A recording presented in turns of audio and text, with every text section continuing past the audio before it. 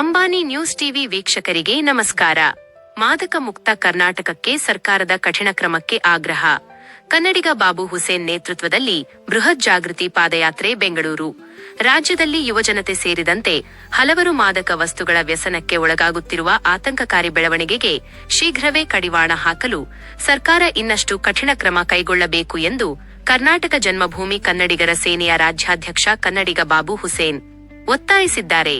ಕರ್ನಾಟಕ ಜನ್ಮಭೂಮಿ ಕನ್ನಡಿಗರ ಸೇನೆಯ ವತಿಯಿಂದ ರಾಜಧಾನಿ ಬೆಂಗಳೂರಿನಲ್ಲಿ ಹಮ್ಮಿಕೊಳ್ಳಲಾಗಿದ್ದ ಮಾದಕ ವಸ್ತುಗಳ ಮುಕ್ತಿ ಅಭಿಯಾನದ ಅಂಗವಾಗಿ ಶಂಪುರದಿಂದ ಟ್ಯಾನರಿ ರಸ್ತೆ ಮಾರ್ಗವಾಗಿ ಡಾ. ಬಿ.ಆರ್. ಅಂಬೇಡ್ಕರ್ ಪ್ರತಿಮೆಯವರೆಗೆ ಬೃಹತ್ ಜಾಗೃತಿ ಪಾದಯಾತ್ರೆ ನಡೆಸಲಾಯಿತು. ಪಾದಯಾತ್ರೆಯ ಮುಖ್ಯ ಉದ್ದೇಶ ಹಾಗೂ ಒತ್ತಾಯಗಳು: ಸರ್ಕಾರದ ಪರಿಣಾಮಕಾರಿ ಕ್ರಮ. ಪೊಲೀಸ್ ಇಲಾಖೆ ಈಗಾಗಲೇ ಡ್ರಗ್ಸ್ ವಿರುದ್ಧ ಸಮರ ಸಾರಿದ್ದು, ಮಾದಕ ವಸ್ತುಗಳ ಮಾರಾಟ, ಸಾಗಣೆ ಹಾಗೂ ಬಳಕೆಯನ್ನು ಸಂಪೂರ್ಣವಾಗಿ ನಿಯಂತ್ರಿಸಲು ಸರ್ಕಾರ ಇನ್ನಷ್ಟು ಕಠಿಣ ಹೆಜ್ಜೆಗಳನ್ನು ಇಡಬೇಕು. ಪೆಡ್ಲರ್ಗಳಿಗೆ ಕಠಿಣ ಶಿಕ್ಷೆ. ಮಾದಕ ವಸ್ತುಗಳ ಜಾಲದ ಹಿಂದೆ ಇರುವ ಮುಖ್ಯ ರೂವಾರಿಗಳು, ಪೆಡ್ಲರ್ಗಳು ಹಾಗೂ ಪೂರೈಕೆದಾರರ ವಿರುದ್ಧ ಯಾವುದೇ ಮುಲಾಜಿಲ್ಲದೆ ಕಾನೂನು ಕ್ರಮ ಜರುಗಿಸಬೇಕು. ಶಾಲಾ ಕಾಲೇಜುಗಳಲ್ಲಿ ನಿಗಾ. ವಿದ್ಯಾಸಂಸ್ಥೆಗಳ ಸುತ್ತಮುತ್ತ ಮಾದಕ ವಸ್ತುಗಳ ಹಾವಳಿ ತಡೆಯಲು ಪೊಲೀಸ್ ಇಲಾಖೆ ನಿರಂತರ ನಿಗಾ ವಹಿಸಬೇಕು. ಪೋಷಕರ ಜವಾಬ್ದಾರಿ.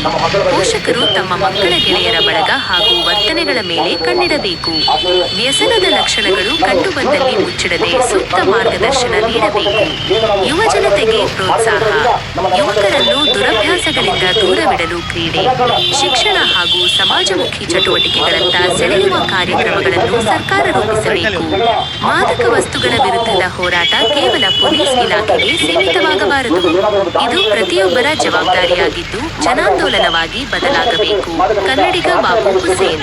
ಈ ಜಾಗೃತಿ ಅಭಿಯಾನದಲ್ಲಿ ಡಾ. ವಿಷ್ಣುವರ್ಧನ್ ಅಭಿಮಾನಿ ಸಂಘದ ಮೂನ್ ಸ್ಟಾರ್ ಮುನ್ನಾ, ಡಿಎಂಎಸ್ನ ಇಮ್ರಾನ್, ಅಹ್ಮದ್ ಜಾವೀದ್, ರಹೀಂ, ಶಂಶು, ಹನೀಫ್, ಲತೀಫ್, ಮನೋಜ್, ನದೀಮ್ ಸೇರಿದಂತೆ ಸಂಘಟನೆಯ ವಿವಿಧ ಪದಾಧಿಕಾರಿಗಳು ಹಾಗೂ ಮಹಿಳಾ ಘಟಕದ ಸದಸ್ಯರು ಹೆಚ್ಚಿನ ಸಂಖ್ಯೆಯಲ್ಲಿ ಭಾಗವಹಿಸಿದ್ದರು. ಮುಂಬರುವ ದಿನಗಳಲ್ಲೂ ರಾಜ್ಯಾದ್ಯಂತ ಇಂತಹ ಜಾಗೃತಿ ಕಾರ್ಯಕ್ರಮಗಳನ್ನು ಮುಂದುವರಿಸುವುದಾಗಿ ಸಂಘಟನೆ ತಿಳಿಸಿದೆ. ಸಬ್ಸ್ಕ್ರೈಬ್ ಮಾಡಿ, ಸಪೋರ್ಟ್ ಮಾಡಿ. ಅಂಬಾನಿ ನ್ಯೂಸ್ ಟಿವಿ, ನಿರಂತರ ಸುದ್ದಿಗಾಗಿ ನೋಡ್ತಾ ಇರಿ.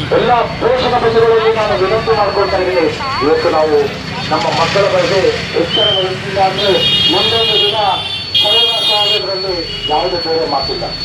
ಆತ್ಮೀಯರೇ, ಇವತ್ತಿನ ದಿನ ನಾನು ಯುವಕರಲ್ಲಿ ಮುಖ್ಯವಾಗಿ ಯುವಕರಲ್ಲಿ ವಿನಂತಿ ಮಾಡಿಕೊಡ್ತೇನೆ. ಏನು ನಾವು ಮಾದಕ ವ್ಯಸನದಿಂದ ನಮ್ಮ ನರಮಂಡಲ ದುರ್ಬಲವಾಗಿ ನಮ್ಮ ಸುತ್ತು ಹೃದಯ ಸದಾಕಾಲ ಸರ್ವನಾಶ ಆಗುತ್ತೆ. ಆತ್ಮೀಯರೇ, ಇವತ್ತು ಮಾದಕ ವಸ್ತುಗಳ ಬಳಕೆಯಿಂದ ಮನೆಗಳಲ್ಲಿ ಜಗಳ, ಆತ್ಮಹತ್ಯೆಗಳು, ಇಂತಹ ಒಂದು ಘಟನೆಗಳು ನಡೀತಾ ಇದೆ. ಇದನ್ನ ತಡೆಯೋದ್ರಲ್ಲಿ ಇವತ್ತು ಏನಾದರೂ ಒಂದು ದಾರಿ ಇದೆ ಎಂದು ಹೇಳಿದ್ರೆ ಅದು ಕರ್ನಾಟಕದಲ್ಲಿ ಮಾದಕ ಮುಕ್ತ ದೇಶ ಕಟ್ಟಬೇಕು, ಮಾದಕ ಮುಕ್ತ ರಾಜ್ಯವನ್ನಾಗಿಸ್ಬೇಕು, ಮಾದಕ ಮುಕ್ತ ನಮ್ಮ ನಗರವಾಗಬೇಕು, ಮಾದಕ ಮುಕ್ತ ನಮ್ಮ ಮನೆ ಆಗಬೇಕು. ಅದು ನಮ್ಮ ಮನೆ ಮಾದಕ ಮುಕ್ತ ಆಗ್ಬೇಕಾದ್ರೆ ಇದರಲ್ಲಿ ಹೆಚ್ಚಿನ ಸಂಖ್ಯೆಯಲ್ಲಿ ನಮ್ಮ ಪೋಷಕರು ನಮ್ಮ ಮಕ್ಕಳ ಮೇಲೆ ನಿಗಾ ಇಡಬೇಕಾಗಿದೆ. ಆತ್ಮೀಯರೇ, ಮುಂಚೆಯಲ್ಲಿ ಈ ರಾಜ್ಯದಲ್ಲಿ ಒಂದು ಹಂತವಾಗಿ ಒಂದು ಒಳ್ಳೆಯ ಈ ಒಂದು ಮಾದಕ ಜಾಗೃತ ಕಾರ್ಯಕ್ರಮ ಆಗಬೇಕಾಗಿದೆ.